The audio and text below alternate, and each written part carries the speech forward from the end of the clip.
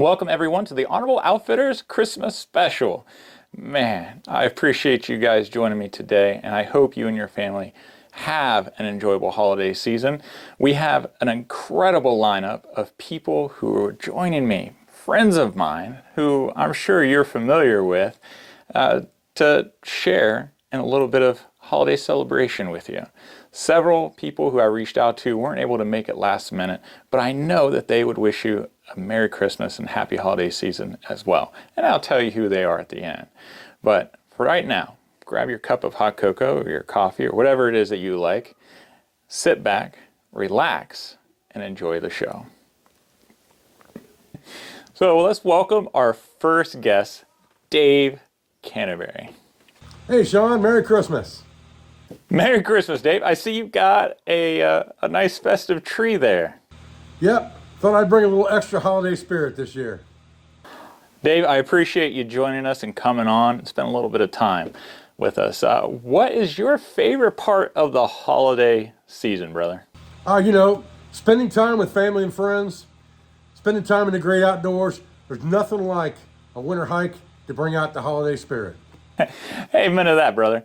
Now, here in Ohio, it gets pretty daggone cold, Even stepping outside, getting some fresh air for a little bit always makes me feel a little bit better. But our next guest comes all the way from Texas. It's a wee bit warmer down there. Let's welcome him, Sarge Vining. Merry Christmas, Sean. Yeah, I've got some gifties I want to bring for everybody here in my little Boy Scout duffel bag from the 1930s. Let's see what we got in here. Now, James Bender. James Bender, you do a lot of walking around with your hobo thing. And I'll tell you, hobos and trekkers need something really bad. And here you got, I'm giving you some corn plasters. Put on your feet after you're done trekking. Hope you find work. Write me if you do. Yeah.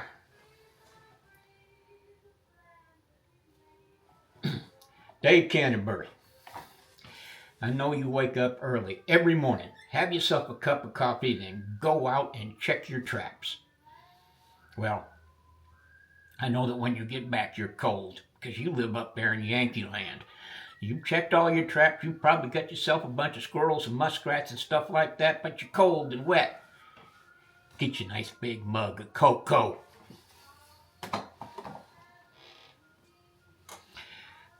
And last but not least, Sean, I know you get up and go hunting in the morning, and you need to have something to stick to your ribs, keep you warm in the wintertime. Have yourself a nice big bowl of oatmeal. Thank you, Sarge. Man, that's really kind of generous of you, man. Can't wait to see it. And I've got something headed your way, too. Now, what is one of your favorite holiday traditions, man? I'll tell you what, it's a little bit different living down here in Texas than it was when I was a youngster up there in New England. Back then, holiday involved stepping outside and taking a big deep breath of fresh air and having all the boogers freeze in your nose. And that's why I live down here in Texas. Being as how I'm kind of in the twilight years of my life, me and Little Bit, we get together and we go on out in the woods and just enjoy God's creation, camping in the 1930s. Sarge, that sounds awesome, man. That sounds fantastic. I'm glad you enjoy those traditions. And, let's welcome our next guest, the one, the only, James Bender of Waypoint Survival. Merry Christmas, everyone. I brought some delicious cookies. These really are some of my favorites, James. I appreciate it. What do you enjoy most about the holidays? I love the sense of community and everybody getting together to celebrate. Of course, I also really like all the delicious food. All right, gentlemen, let's go around and share one of our favorite winter camping or outdoor tips. And I'm going to go first. One of my favorite things to do before I get into bed is heat up a bottle of water and throw that in my sleeping bag. That way, when I get in, it's nice and toasty, especially towards the feet, because everybody who's ever went camping outdoors knows once the feet's cold, it's impossible to go back to sleep. So, making sure that the internal temperature of that sleeping bag is of paramount importance to me when I go camping in the outdoors during the cold winter months, especially up here in Ohio. Dave, what do you got? My biggest outdoor winter tip is dress properly for the conditions. There's no such thing as bad weather, only bad clothing choices. That's some solid advice. James, what do you got for us, man? That's a good one. Probably my favorite outdoor tip for camping in cold weather is probably to eat something that's kind of fatty or greasy, something that has good fat energy in it, or even drinking a cup of hot cocoa before I go to bed at night. I find that that fat energy from my body slowly burning those calories helps me to sleep better, especially when it's cold.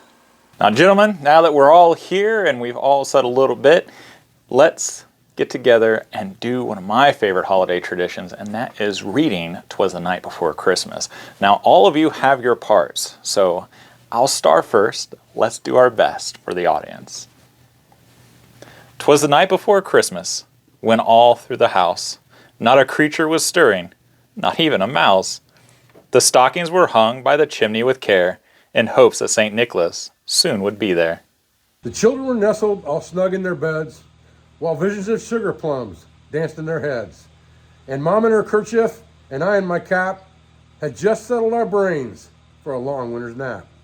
When out on the lawn, there arose such a clatter. I sprang from my bed to see what was the matter. Away to the window,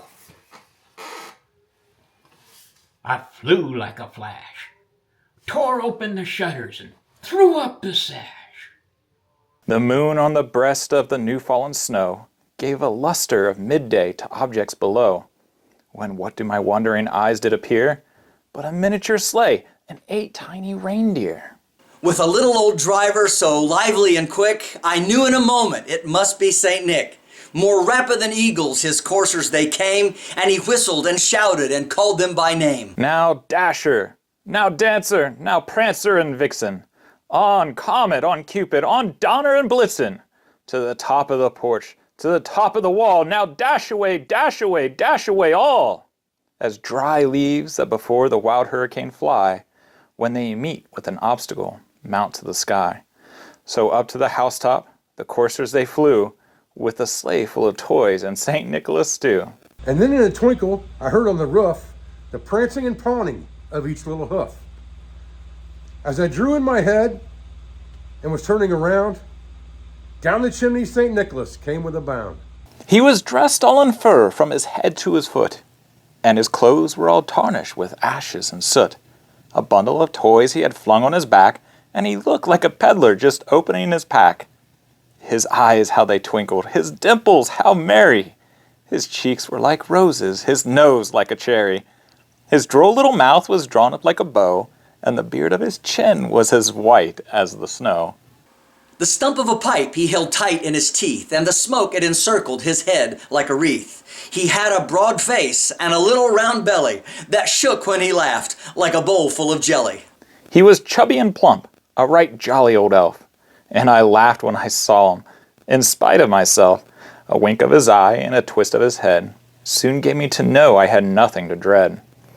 He spoke not a word, but went straight to his work, and filled all the stockings, then turned with a jerk, and laying his finger aside of his nose, and giving a nod, up the chimney he rose. He sprang to his sleigh, to his team gave a whistle, and away they all flew like the down of a thistle. But I heard him exclaim, ere he drove out of sight, "Happy Christmas to all, and to all a good night." Gentlemen, that was awesome. Thank you so much for coming on and joining me to talk to our guests and our audiences.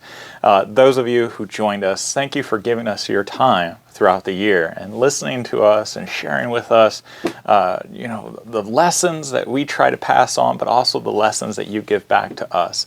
We truly and sincerely appreciate it.